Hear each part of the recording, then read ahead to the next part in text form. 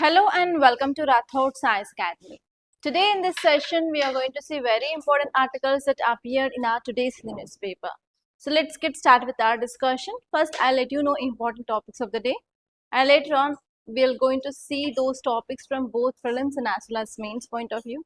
And I'll let you know how question can be asked in your prelims and also mains.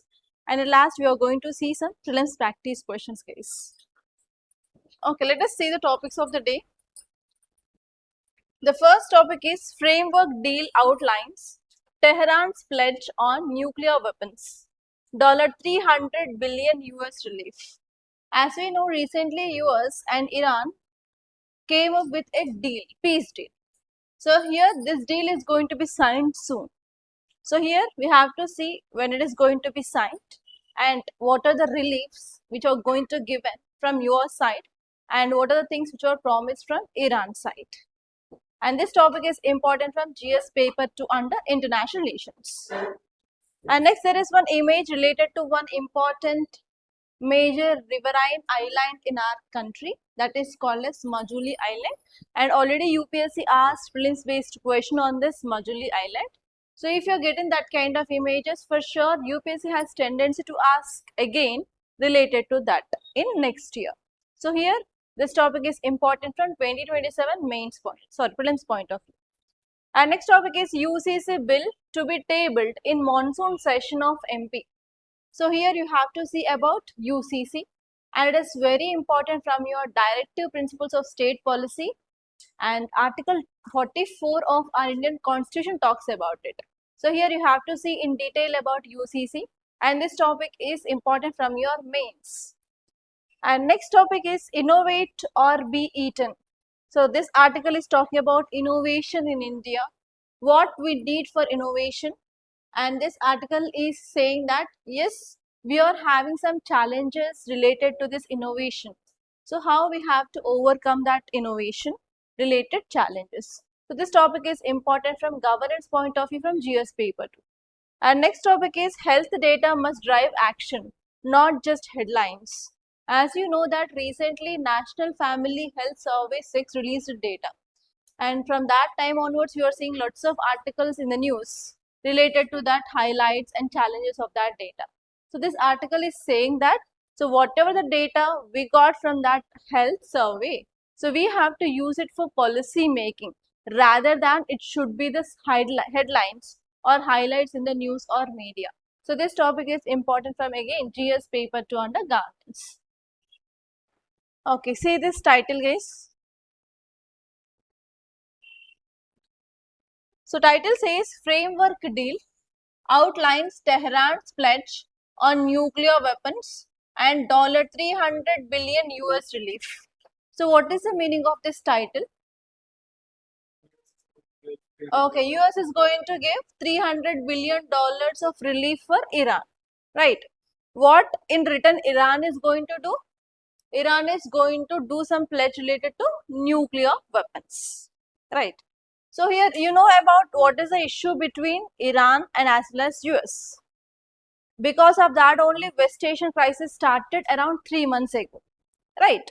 So now they want to come up with a temporary halt on this issue between US and Iran, and they want to establish peace in this West Asian region.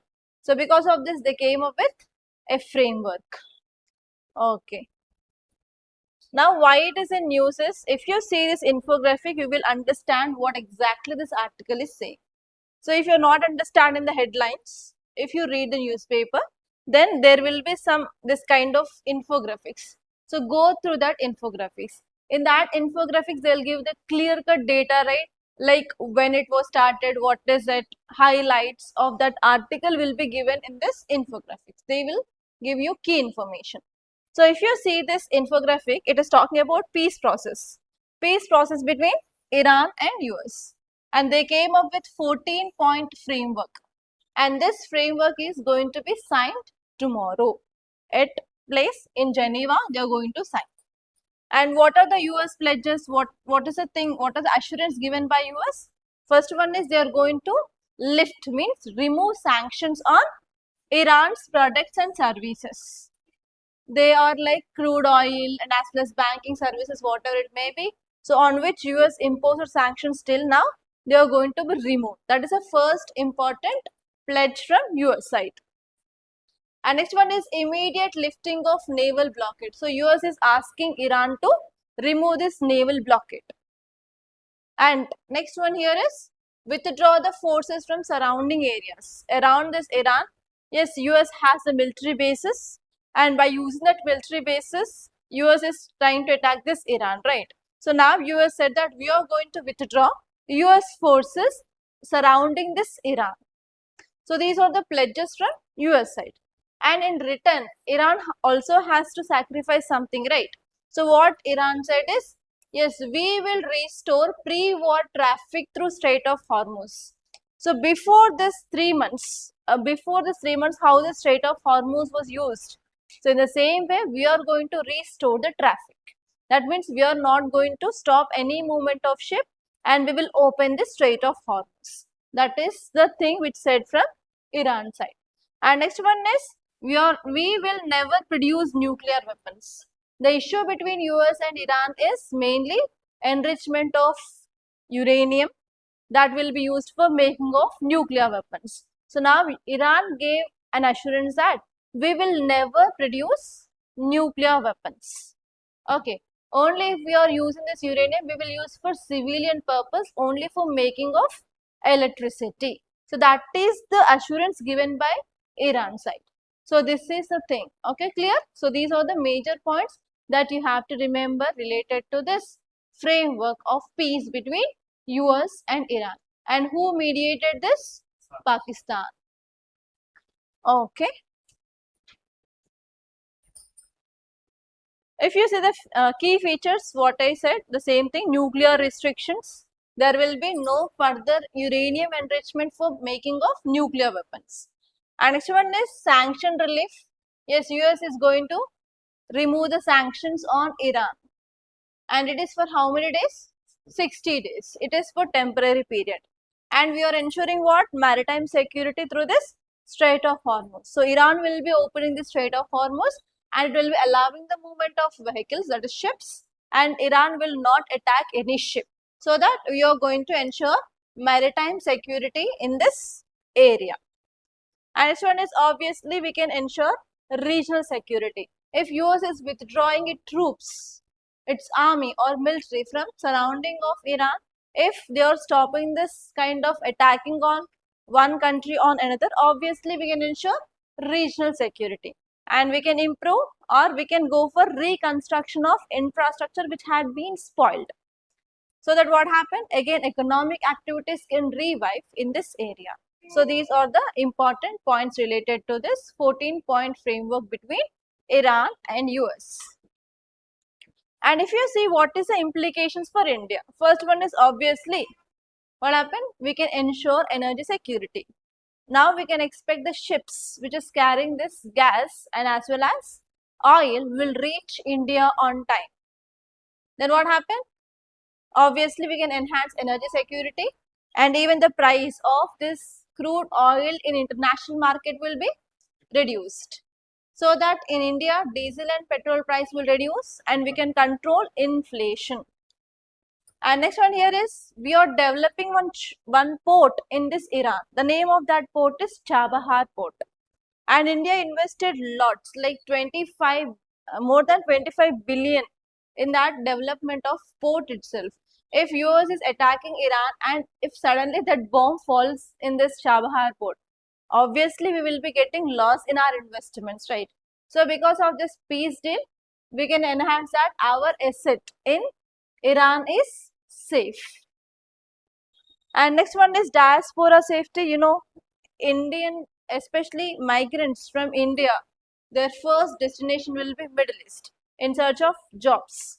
And many people, they are working in this West Asian countries in oil fields, in construction sites, etc. So if we are having this kind of peace agreement, if there is fault, obviously we can save our Indian diaspora in other countries.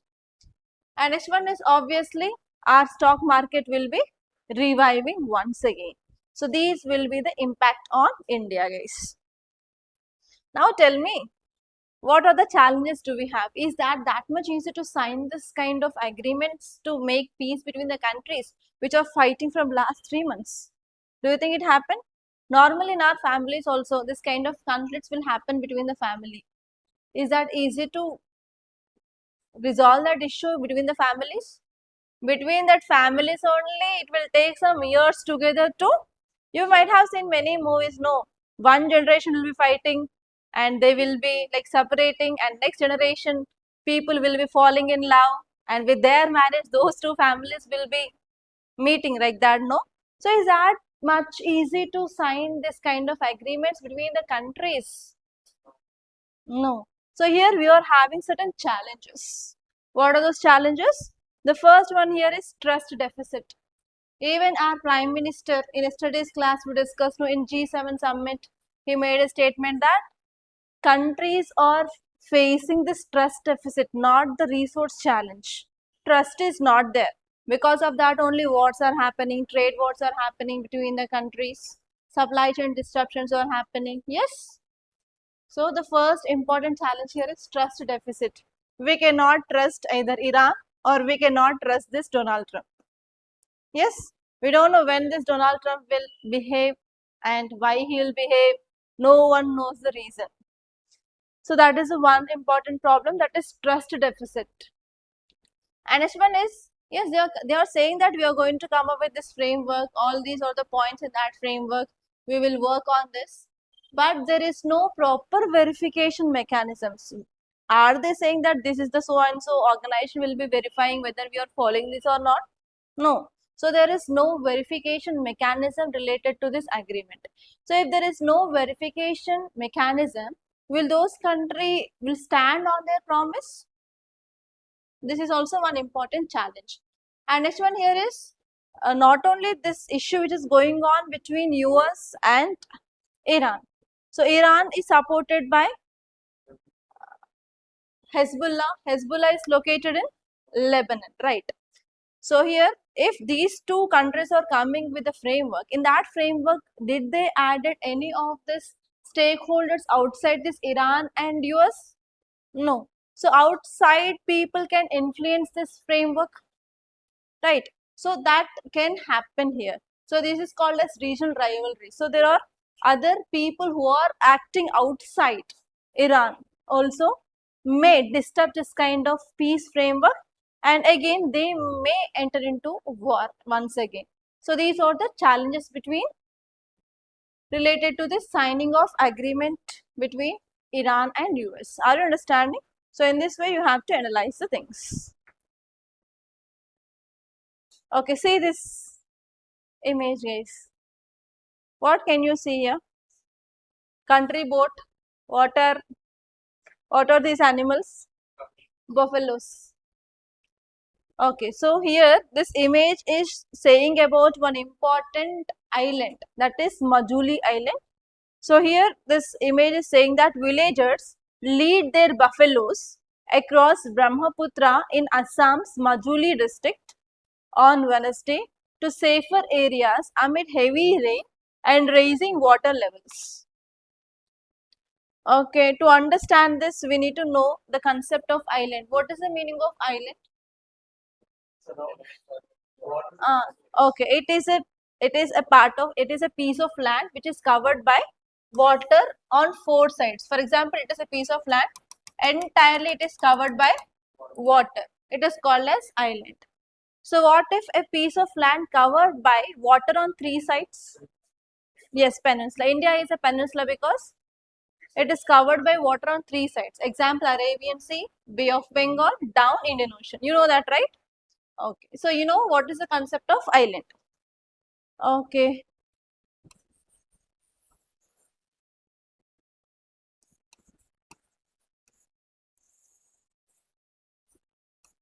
Okay, if you say this is river Brahmaputra which will be going in this way. The major problem with this Brahmaputra river is it is a Himalayan river and the water level will be high and it is a fast moving river. So whenever rivers move with a fast or high speed, they have a tendency to carry more and more sediments. If water is moving slowly, will they carry any sediments? No. The water is moving very fast, it will carry more sediments. So the same thing happens here. And even we know different tributaries, they will come and they will join this major rivers, especially river Ganga, river Brahmaputra and river Indus.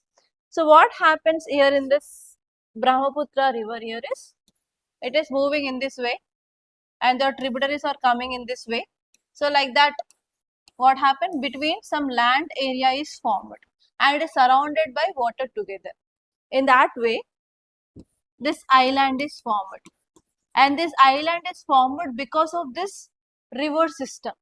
Because of this, it is called as riverine island. Normally, islands will be seen in big oceans like Indian Ocean region. Like that, we can see islands, Pacific Ocean region, Atlantic Ocean region, we can see islands. But this is the island which is formed because of river Brahmaputra. So, it is called as riverine island. And it is the largest riverine island also. It is a very large. And even you can see in this image, they said Majuli district. So it is the only riverine island got the status of district also. So that is also the speciality of this island. Okay. So now problem here is monsoon season started, Because of this monsoon season, which regions will be getting more rainfall? In yesterday's class, we discussed Western Ghats, and in northeastern part it will be receiving more rainfall from this Bay of Bengal branch, and here this part will get more rainfall because of Arabian Sea branch. Yes. So here now, because of rainfall in that region, already Himalayan rivers will have good water flow in there, in that, and now because of rainfall there is increased amount of rainfall, the river flooding can happen, and frequently we can see flooding in this river Brahmaputra. So because of this, what happened? This island is in the threat, right? So the flooding can happen. So because of this, whatever the livelihood which is there in that location, they will be shifted to other safe areas. Okay, till this monsoon season. And this Majuli island is mainly inhabited by tribal people. So normally tribal people will have, what is their occupation? Either hunting and gathering or pastoralism, that is nothing but rearing of animals, and next one is shifting cultivation, right? So because of this, now they are shifting their buffaloes from that area to other safe areas. The problem here is because of monsoon rainfall. Clear? That is the meaning of this image. Now how UPSC can ask you a question? UPSC gave question in 1994 or 6, I think so, if I am not wrong. The question was, which of the following is the largest riverine island in India? And they gave 4 names. Simple question. Okay.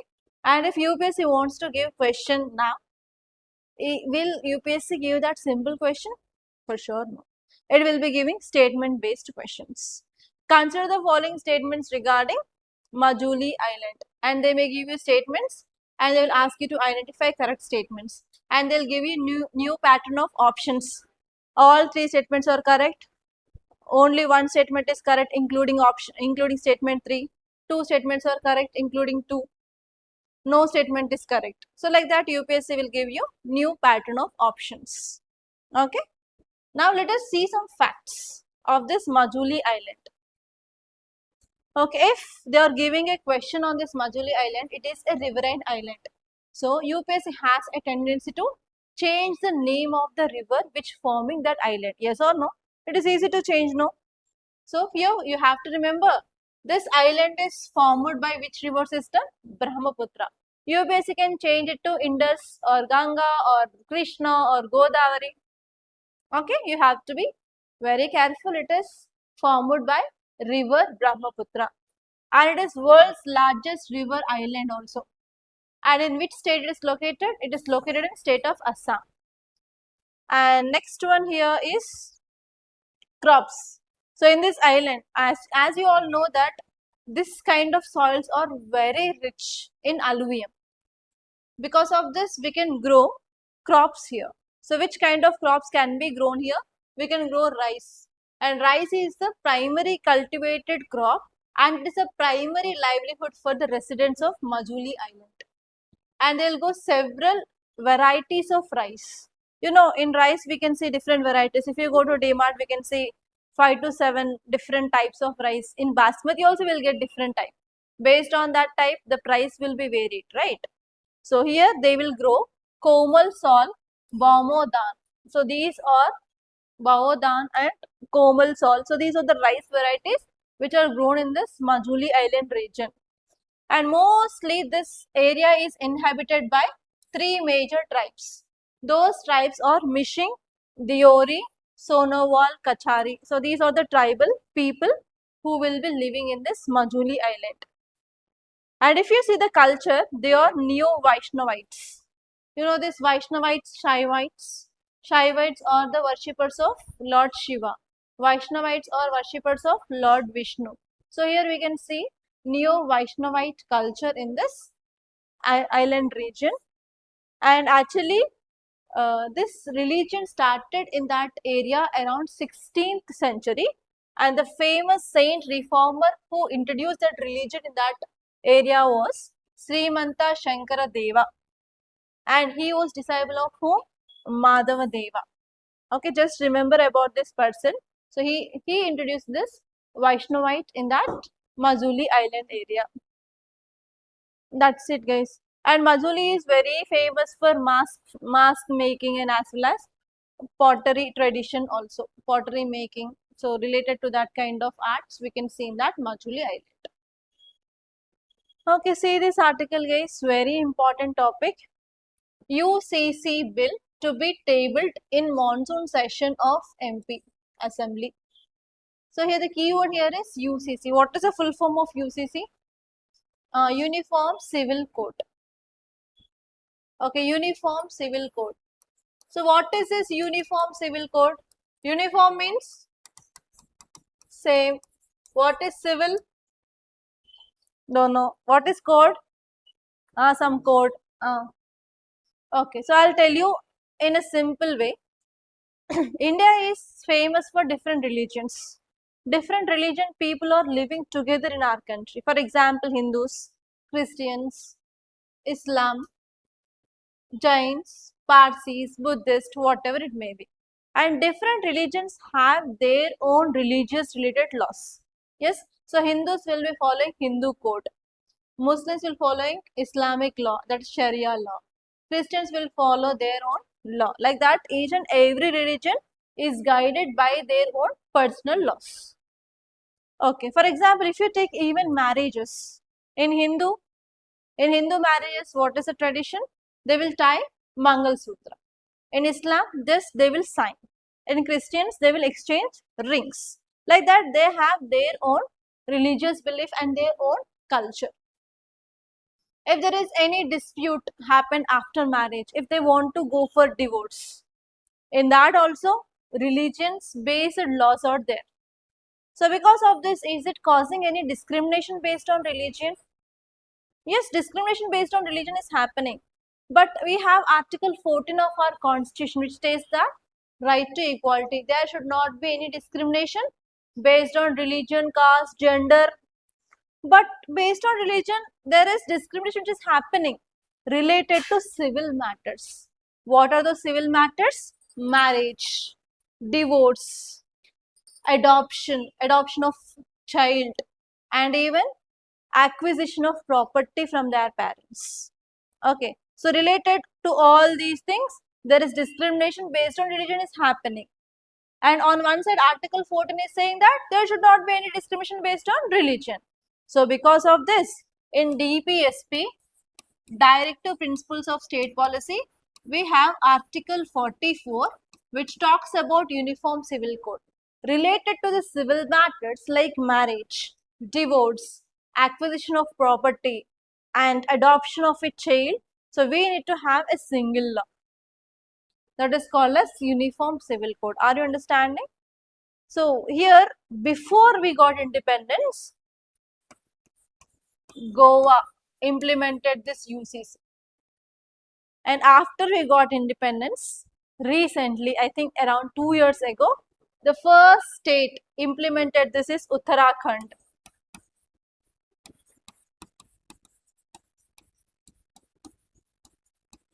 Okay, in a similar lines, from last 3 to 4 months, different states also came up with this introduction of UCC bill in their state legislature. So, which are those states? You have to know that. Assam, next one is Gujarat, and now MP is on the same lines. Okay. So, here what you have to see is, what is this UCC? And you have to see the constitutional provisions, Article 44 of Indian Constitution. And next you have to see why we need this UCC. And even we have some challenges of implementation of UCC. You have to see what are the arguments against this UCC. Okay, if UPSC wants to ask a question prelims, it may ask in this way: consider the following statements regarding UCC, and under that it may give statements. It may ask you to identify correct or incorrect. Okay, that is the one format of UPSC prelims question. And next one is UPSC will give question on fundamental duties, DPSPs for sure. Every year one question will be there. So there it can give a pair based question. On one side they'll give you articles. On one side they'll give you what is it. Okay, next one is it may add one more column like it is DPSP, fundamental duties, fundamental rights, and they may ask you to identify correct pairs. So this is the format which is given in 2025 prelims. In 2025, in the same way they gave fundamental rights, DPSPs and fundamental duty based question. So that may repeat in 2027 also. In that way, UPSC will give you the second format of question. And in mains, it may give the question in this way: different state governments like Assam, Gujarat, Madhya Pradesh are passing UCC bills in their respective houses. In the light of these statements, what are the arguments favor this UCC and what are arguments against? Suggest some measures. In that way, UPSC can ask you a mains based question related to UCC, and already UPSC asked question 2023 also. Okay. Now again, because of this frequently different states are passing this bill, so UPSC has a tendency to ask a question on this. Okay, you have to be clear. Now let us see what is UCC. UCC is nothing but Uniform Civil Code. It refers to a single law applicable to all citizens of the country related to personal matters or civil laws. What are they? Marriage, divorce, custody, adoption and inheritance of property. Okay, related to all these things, there should be no religious discrimination. All should follow a single law, that is Uniform Civil Code. Where it is written? In Article 44 of Indian Constitution, which comes under DPSP. That is nothing but Directive Principles of State Policy. Okay, it comes under which part? Part 4. Fundamental rights comes under part 3 and DPSP comes under part 4. You have to remember these parts and you have to remember schedules. There is no choice. On this, UPSC asked questions many times. Okay, and next one here is why in our constitution Article 44 is inserted? Because we want to promote equality, secularism. Okay. So, for that reason, we included this Article 44 in our constitution. But what opposition or opponents will say? It will lead to undermining of minority rights and will also undermine religious practices. This is one challenge which mainly posed by opponent people. So, now let us see why we need this UCC. First one is our constitution itself is saying that yes, we need UCC under Article 44. For that reason, we need to implement this UCC. And next one is, if you want to promote equality and justice, obviously what happened? We need to have this. Why? Because if you take Islam, there is one way they get divorce here is triple talaq. They will say talaq, talaq, talaq 3 times, then that is divorce in Islam practice. Is that the same practice in Hindus? No, that means based on the religion they are belonging to, the gender discrimination is happening. So, if you want to ensure equality, gender equality, for sure we have to implement this UCC.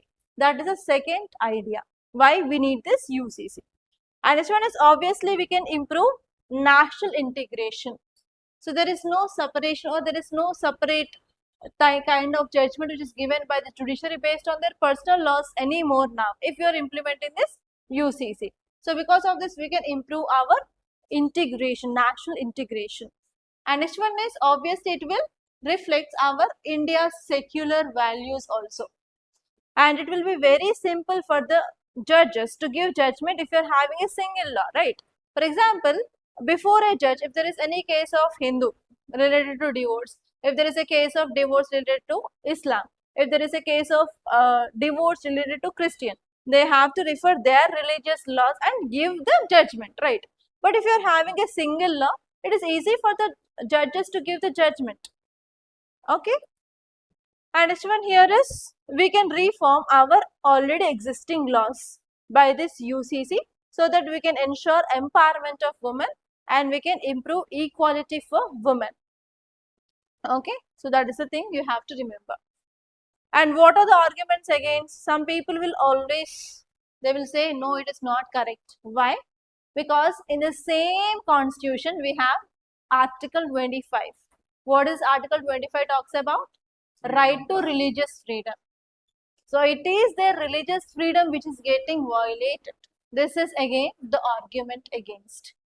The argument against here is violation of religious freedom. Why? Because we have Article 25 of Constitution which grants religious group the freedom to conduct their religious affairs. And even we have Article 29 of Indian Constitution. This article says that yes, you can maintain your unique culture traditions. It is your culture, you can maintain your culture traditions. So these two rights are violated, so we don't need UCC. That is the first challenge. And next one here is obviously India is famous for unity in diversity. Like different religious people, different culture people are living together. If you are imposing a single universal law in our country means obviously it will be affecting the culture of diverse people. That is the second argument. No, we don't need this UCC. And next one here is there is also a chance of potential misuse. Then what happened? Obviously this minority people will be getting affected more because of this implementation of single law. There will be a potential misuse and vulnerable people will be like most affected under this law. So these are the arguments which says that no, we cannot. Clear? And say this article guys, very important article. Title says innovate or be eaten. What is the meaning of this innovate or be eaten?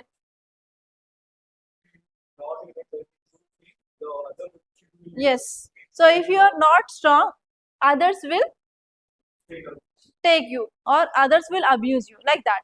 So here this article is saying that India can innovate, or if India is not moving forward in innovation, what happens? It will fall as a prey of other countries. Like India will be always import dependent country. That is the meaning of this. Innovate or be eaten. So recently we discussed one article. I don't know whether can you recall it or not. We discussed about India-France relations. Why we discussed India-France relations recently? India-France Innovation Roadmap 2030 we discussed. Can you recall it? Yes. Related to innovation, India and France, they are coming up with a roadmap and that is for till 2030. And we are going to enhance our cooperation between India and France related to innovation. In that meet of India and France, there is one event conducted and the name of that event is Bharat Innovates 2026. So what happened in that event was India showcased startups in our country to the world through this platform. Okay, India showcased whatever the startups are there, how we are progressing towards innovation to the world. So now you guys tell me, is that a right thing what India did by conducting this event? Yes, of course.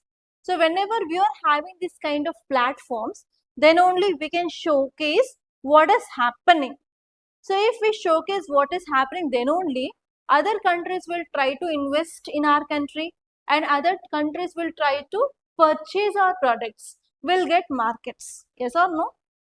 So that is this idea of this article, guys. I will tell you in a very simple way to understand. The gist of this article is India possesses world-class innovative talent. Yes or no? We have IITs, we have high-class universities in our country, and we have talent youth in our country, right? And demonstrated potential through domestic startups. And we have thousands, in fact, lakhs of startups in our country. However, innovation requires deliberate creation of an ecosystem attractive for both capital and talent.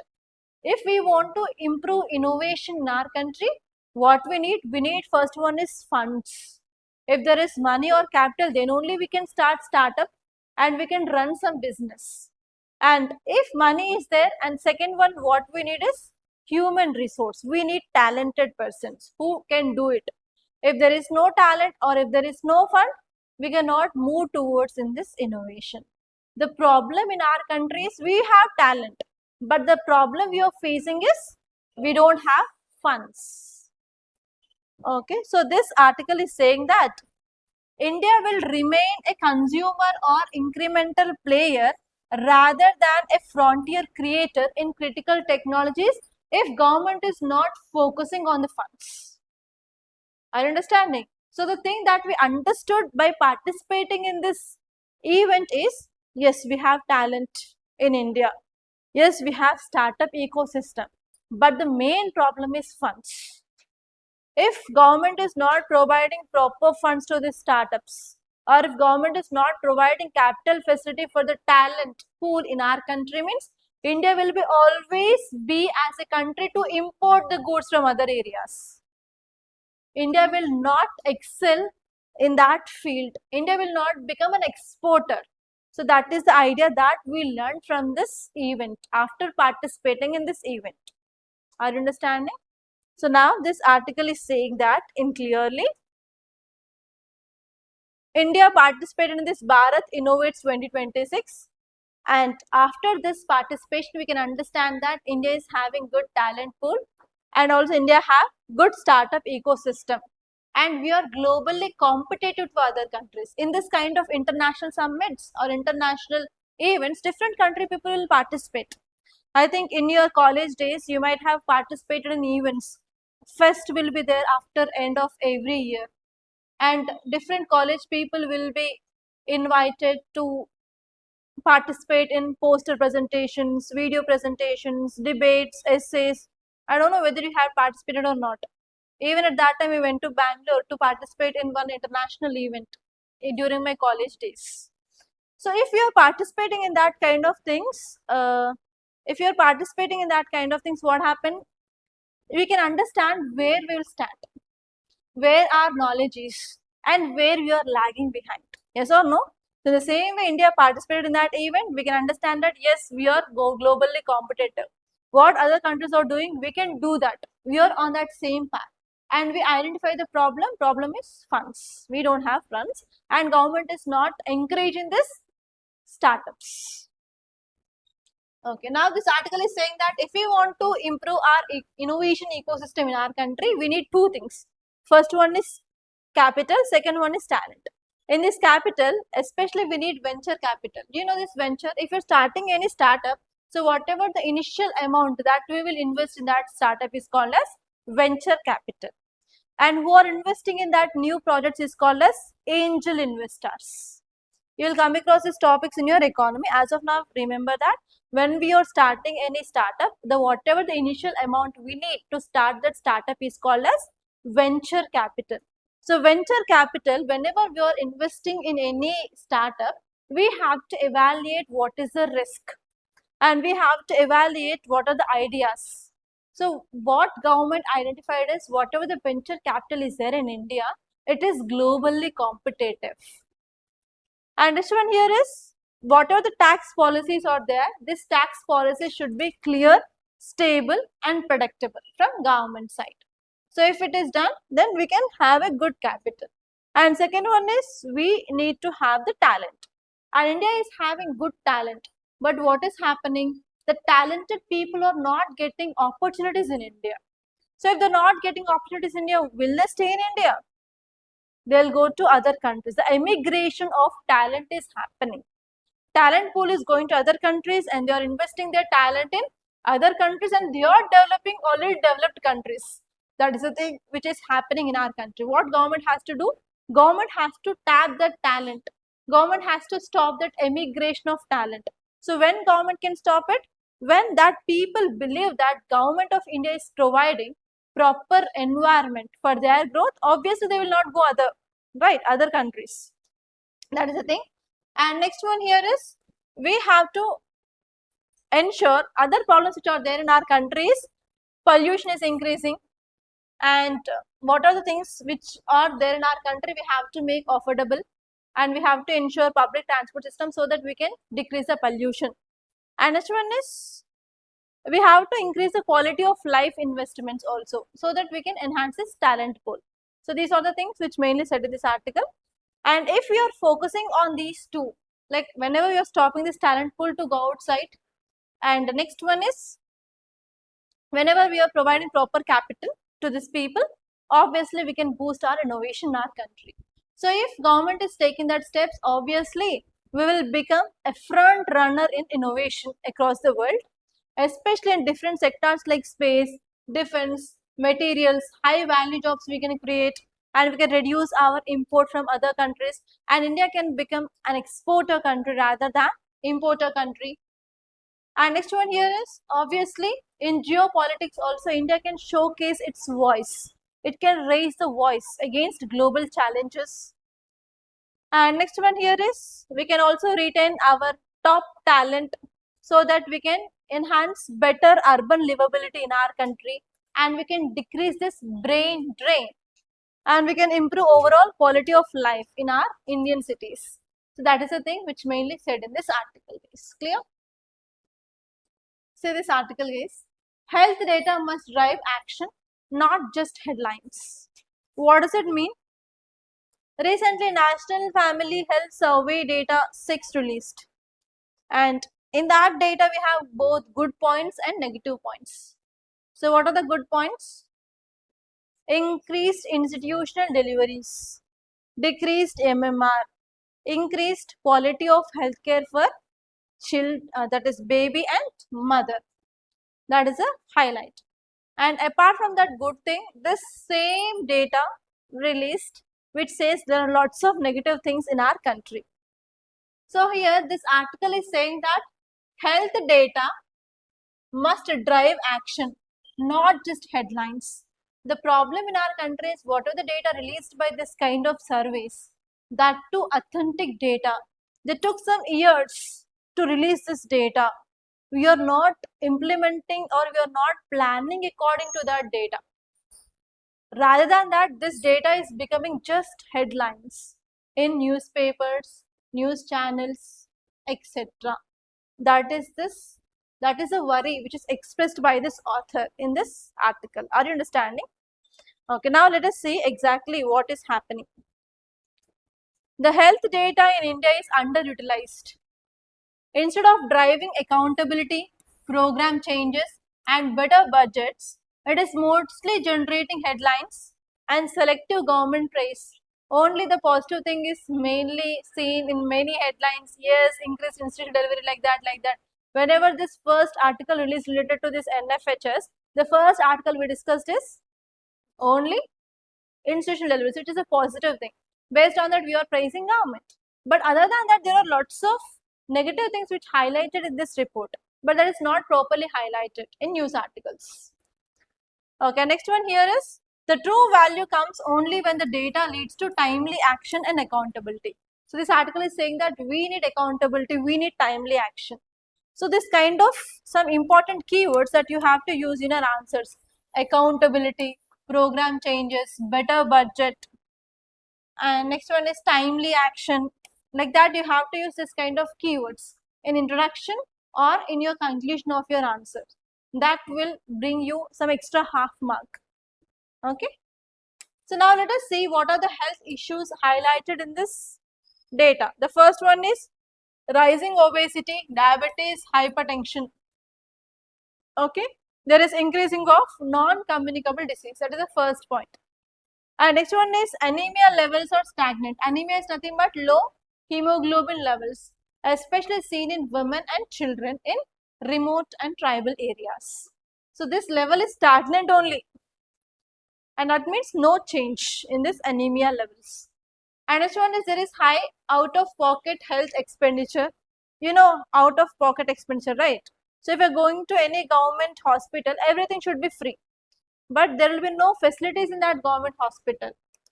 And you have to go outside and you have to do your diagnostics like blood test or X-ray, ECG or MRI, or even sometimes medicines will be not available in that government pharmacy. So you have to go to private pharmacy and you have to take out the money from your pocket and you have to give to this private people. That is called as out of pocket expenditure. So there is high out of pocket expenditure in our country. And next one is rising of obesity in children. In every 5 children, one child is having obesity. That is also the problem in our country. And next one is inadequate and there is no proper management of hypertension. That is nothing but BP management is not there properly. And next one is stagnant child nutrition also in some tribal areas. There is no improvement of nutrition of child. So all these are the issues which highlighted by National Family Health Survey 6. So this article is giving some recommendations. First one is we have to move towards a quick action.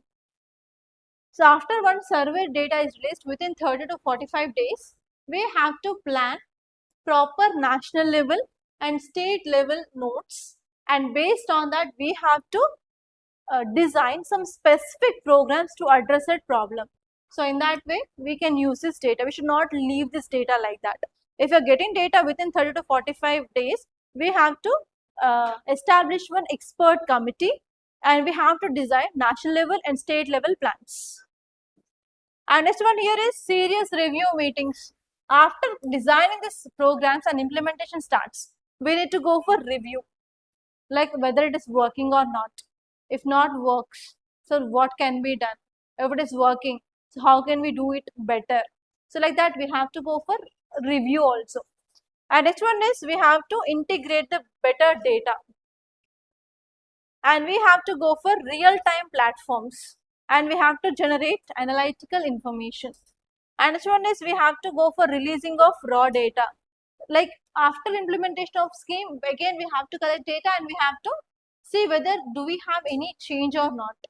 And next one here is we have to link with the budget. If you are designing any program, whatever the funds given by the government is enough or not. Do we need any more extra funds? And we have to plan accordingly with the budget allocated. If budget is not enough, so we have to make a request for the government or the state government to increase their allocations of budget. So in that way, we have to use this data efficiently. But the problem in India is that data will be there only in the books. We are not going to design properly and we are not targeting that problems properly. So because of this, we are not bringing proper development in our country. That is the thing which is mainly highlighted in this article. Clear? Okay, see these questions, guys. First one, it is about UCC. With reference to UCC, consider the following statements. 1, 2, 3, 4 statements are there. It is mentioned under Article 44 of Constitution. It is a fundamental right. UCC seeks to provide uniform civil laws related to marriage, divorce, inheritance, adoption. Article 44 forms part of DPSP. It is wrong. It is not at all a fundamental right. By saying this Article 44, we can say fundamental rights are from which article to which article? 12 to 35. 45 is not, right? So answer is C, only 3. All these are right. So in this type of question, elimination will become difficult. And mostly what happened was in 2023, most of the questions are given in this format only. Because of that, 2023 was tough paper at that time. But now 2023 is more tougher than that. Okay, see this case. Second one. With reference to Majuli Island, consider the following statements. It is located in Brahmaputra River in Assam. It is India's first island district. It is a UNESCO World Heritage Site. It is an important center of Neo-Vaishnavite culture associated with Shankar Deva. One is, this 4 is also right. I said it is only island district. Then what about this 3? So this is the part you can see about this UNESCO sites in your art and culture. We have natural sites, we have mixed sites, cultural sites. We have 3 types. Only we have one mixed site. What is that? Kanchenjunga. Actually, it is not at all UNESCO's World Heritage Site. It is not. Okay, so answer is again 3 only here. So that you will read in your art and culture. Don't worry. Okay, that's all, guys. By this, I'm concluding. Thank you so much for watching. And if you like this class, please do the like button. And please do share this class to your friends. And if you have not yet been subscribed to our channel, please do subscribe, guys. Thank you so much.